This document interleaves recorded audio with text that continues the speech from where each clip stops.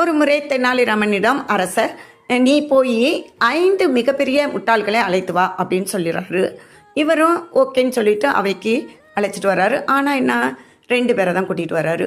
உடனே மன்னர் கேட்குறாரு, நான் 5 பேரெல்லாம் கூட்டிகிட்டு வர சொன்னேன், நீ என்ன 2 பேரை கூட்டிகிட்டு வந்திருக்க அப்படின்னு கேட்குறாரு. உடனே தெனாலிராமன், 5 பேர் இந்த அவையில் இருக்கிறாங்க மன்னரே அப்படின்னு சொல்கிறாப்புல.